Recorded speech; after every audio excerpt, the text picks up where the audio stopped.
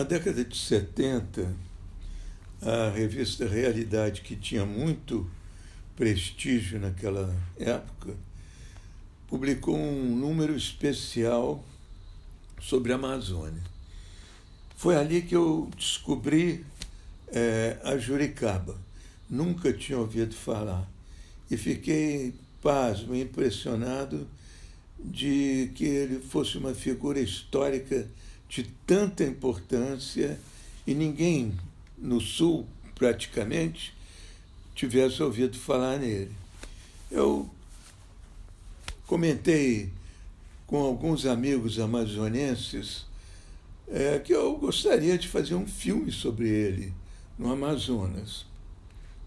Um desses meus amigos era o Cosme Alves Neto, muito amigo, diretor da Cinemateca, pessoa de um grande prestígio, uma lenda no cinema brasileiro. O Cosme tinha muito prestígio também em Manaus, em Amazonas. O pai dele era uma pessoa muito conhecida, inclusive muito rico, e na ocasião já havia falecido.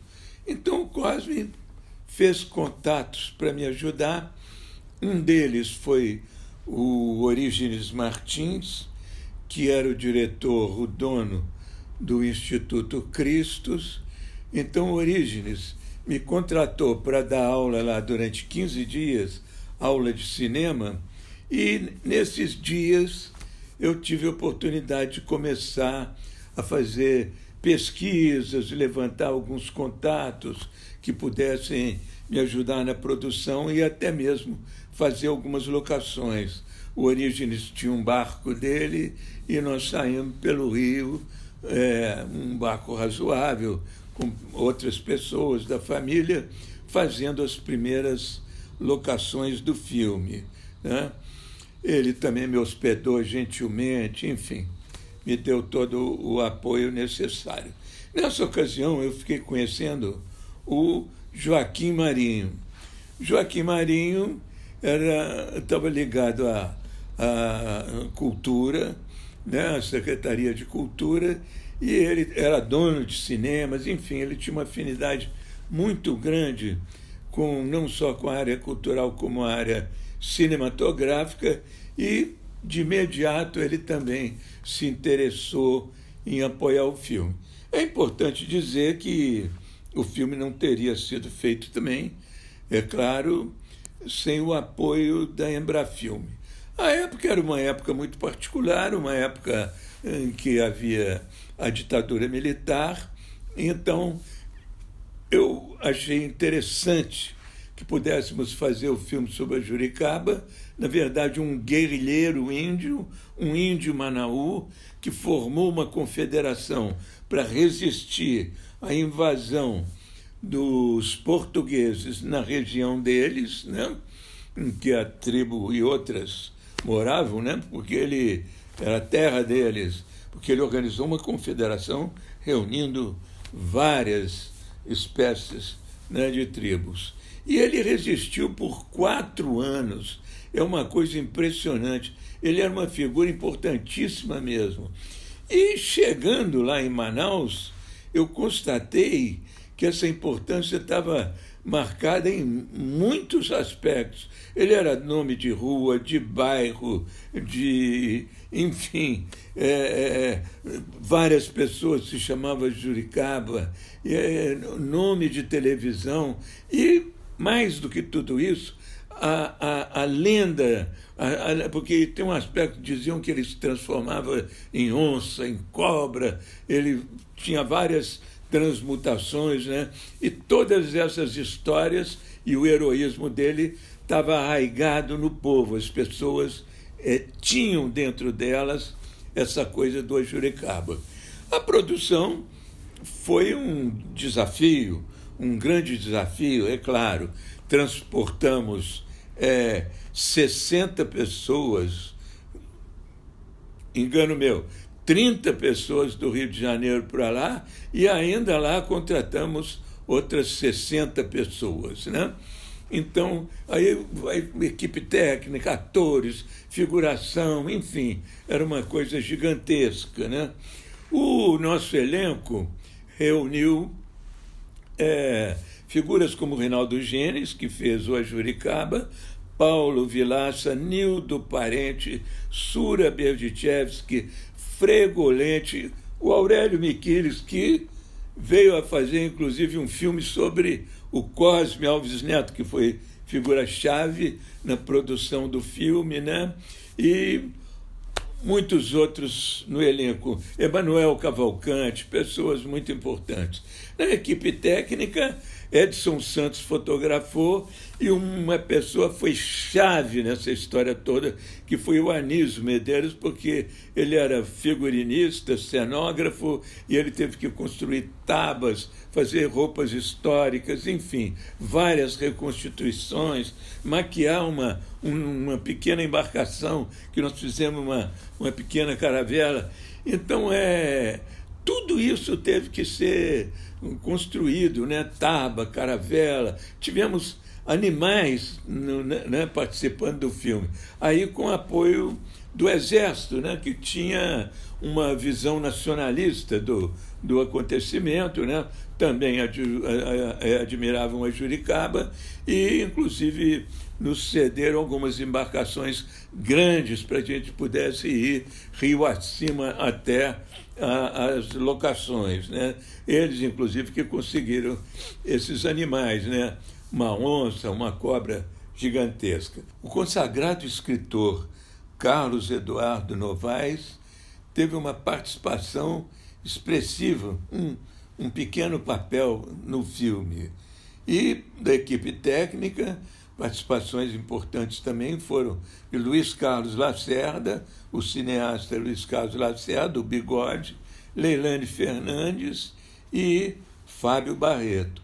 Se não me engano, foi o primeiro filme que Fábio Barreto participou. Então, quer dizer, foi um desafio, uma coisa, até que eu cito assim, uma curiosidade, né?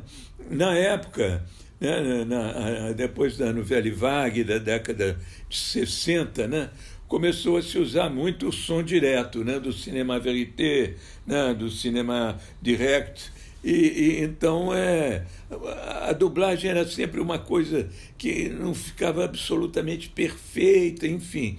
Então, a grande novidade técnica era fazer o filme em som direto. Mas nos grandes centros urbanos era um desafio, né? Porque tinha ruídos, interferência, avião, enfim, tráfego, essas coisas. Então, bom, na região amazônica vai ser nada mais pertinente. A gente filmando lá no meio da floresta, né? E faltou eu dizer, andando por igapés, igarapés, igapós, né? Barcos pequenos de todas as dimensões. Então o Antônio César, que era o técnico de som, preparou o som e fomos lá fazer o som direto. Na época não havia, por exemplo, microfones unidirecionais tão sofisticados como existem hoje, né? Então aconteceram coisas inesperadas, muito inesperadas mesmo e problemáticas. A gente estava filmando lá no meio da floresta, aquela maravilha, só o som da natureza, os atores e tal, e de repente o técnico de som ouvia aquele ruído, um motor. O que é isso, né? Aí ia ver, era um barco, um pequeno barco, que estava se movimentando a alguma distância. Então a gente tinha que esperar ele chegar até onde a gente estava e esperar ele se afastar. Às vezes isso durava um longo tempo. Essas foram as coisas que foram acontecendo, entre muitas outras dificuldades e desafios.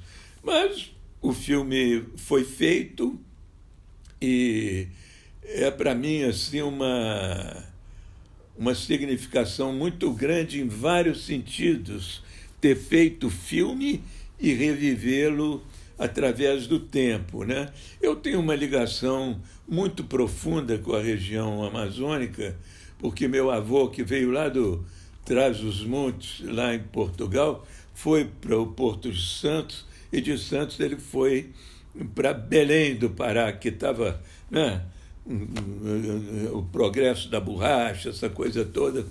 Então ele foi para lá esperançoso de mudar de vida. E ele começou muito modestamente, abriu um café, esse café, o Café Manduca, que era o nome do meu avô, o apelido do meu avô, e esse café se tornou um dos mais famosos da região. Inclusive meu pai nasceu em Belém do Pará e eu tive 9 tios que nasceram lá também. Depois até o Paulo Chaves Fernandes, né, secretário de Cultura, né, do Estado do Pará, me ajudou na publicação de um livro sobre o Café Manduca. Então eu convivi desde a minha infância com aquelas cabaças, as raízes de cheiro, o sabonete febo, isso é uma coisa que está muito arraigada em mim. E o filme, né? A significação do filme, para mim, qual a minha expectativa quando eu vejo meu filme passando nesse festival? Para mim, um filme que foi feito na década de 70, 75, 76, ser exibido hoje e ser exibido numa mostra do cinema amazônico é uma honra, não posso ter, enfim, uma satisfação maior, uma gratificação maior do que essa. Para mim, já justifica com sobras esse filme ter sido feito. É uma coisa maravilhosa para mim e eu tenho certeza que para todos aqueles que participaram de momentos muito alegres, muito felizes até, e também muito difíceis.